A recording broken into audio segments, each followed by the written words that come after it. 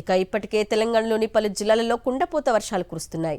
ఉమ్మడి నిజామాబాద్, మెదక్, కరీంనగర్ జిల్లాలను భారీ వర్షాలు వరదలతో ముంచెత్తాయి. తెలంగాణలోని పలు జిల్లాలలో 2 రోజులుగా కురుస్తున్న భారీ వర్షాలతో అత్యధిక వర్షపాతాలు నమోదయ్యాయి. అటు ఏపీలోనూ పలు జిల్లాలలో మోస్తరు వర్షాలు కురుస్తున్నాయి.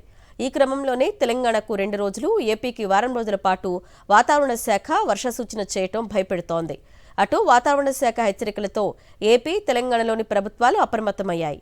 ఆయా జిల్లాలలోని అధికారులను అలర్ట్ చేస్తున్నారు. ఆకాశానికి చిల్లు పడిందా అన్నట్టుగా కురిసిన కుంభవృష్టి కామారెడ్డిని కకావికలం చేసింది. జల ప్రళయాన్ని తలపించింది. కామారెడ్డి పట్టణం చిగురుటాకులా వణికిపోయింది.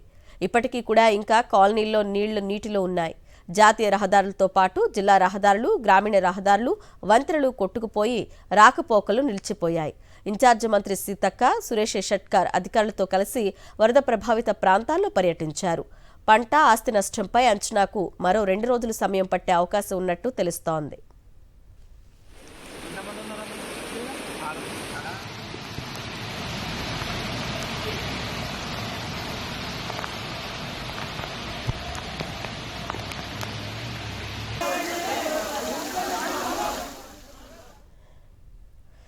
కామారెడ్డిలో ప్రస్తుతం ఇంకా అలానే ఉన్నట్లుగా తెలుస్తోంది. డీటెయిల్స్ మా ప్రతినిధి రమణాని అడిగి తెలుసుకుందాం. రమణ, చెప్పండి, ప్రస్తుతం అధికారులు ఎటువంటి చర్యలు తీసుకుంటున్నారు? ఇంకా నీళ్లల్లోనే కామారెడ్డి మొత్తం మునిగిపోయి ఉన్నట్లుగా తెలుస్తోంది. అరుణ, మొత్తంగా అంటే ప్రకృతి సృష్టించిన విధ్వంసానికి కామారెడ్డి విలవిల్లాడింది. అయితే మొన్నటి నుంచి కూడా కామారెడ్డి కోలుకోలేని ఒక దెబ్బ ఎదుర్కొందని చెప్పుకోవచ్చు. ఆకాశానికి చిల్లు పడిందా అన్నట్టుగా మొత్తంగా మేఘ విస్ఫోటనం జరిగింది. ఆ క్లౌడ్ బరస్ట్తోని పూర్తిగా ఇప్పటికీ కూడా కోలుకోలేని దృశ్యాలు మనకు కనిపిస్తున్నాయి. ముఖ్యంగా NH-44 అనేది కన్యాకుమారి టు కాశ్మీర్ వరకు ఒక పెద్ద హైవే దేశంలోనే.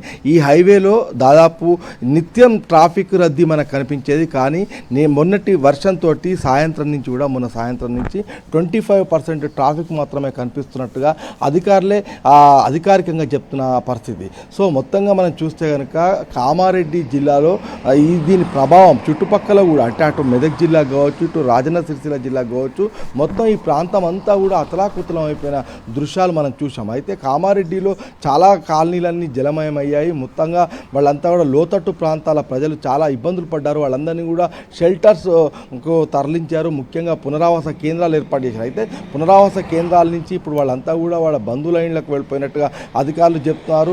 ముఖ్యంగా మనం చూస్తే ఇప్పటికే ఈ కామారెడ్డిలో జరిగిన విధ్వంసానికి మంత్రులు సీతక్క ఇన్ఛార్జ్ మంత్రిగా ఉన్నారు. తర్వాత అదేవిధంగా సురేష్ షెట్కర్తో కలిసి నిన్న అధికారులతో ఒక సమీక్ష నిర్వహించారు. ముఖ్యంగా పంట నష్టం కావచ్చు, ఆర్థికంగా జరిగిన నష్టం కావచ్చు, ఆస్తి నష్టం కావచ్చు, ఇవన్నీ కూడా అంచనా వేయడానికి మరో 3-4 రోజుల సమయం పడుతుంది. ఎందుకంటే ఇంకా కూడా వర్షాలు ఉన్నాయి. ఈ వర్షాలున్న నేపథ్యంలో ఖచ్చితంగా వాతావరణ శాఖ ఇప్పటికే హెచ్చరికలు జారీ చేసిన క్రమంలో ప్రజలంతా కూడా అప్రమత్తంగా ఉండాలని చెప్తున్నారు. ముఖ్యంగా మనం చూస్తే కనుక ఈ వర్షాకాలంలో ముఖ్యంగా ఇప్పుడు జరిగిన ఈ ఘటనల్లో చాలామంది కూడా పశువుల కాపర్లు, అదేవిధంగా వ్యవసాయదారులు, కూలీలంతా కూడా చిక్కుకుపోయిన ఘటనలు మనం పరిశీలించాం.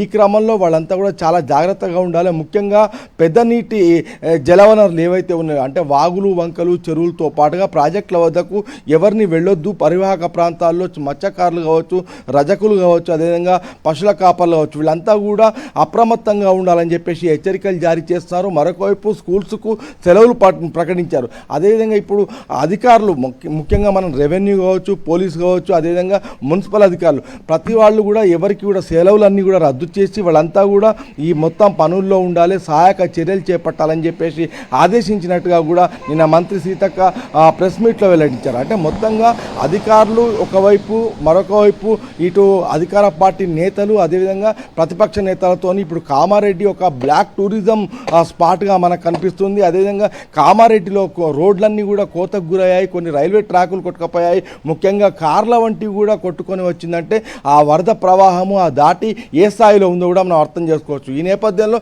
మొత్తంగా కామారెడ్డిలో ఈరోజు కూడా వర్షాలైతే కొనసాగే అవకాశం ఉన్నందున అప్రమత్తంగా ఉండాలని చెప్పేసి అధికారులు సూచిస్తున్నారు. Aruna. Right Ramana, thank you.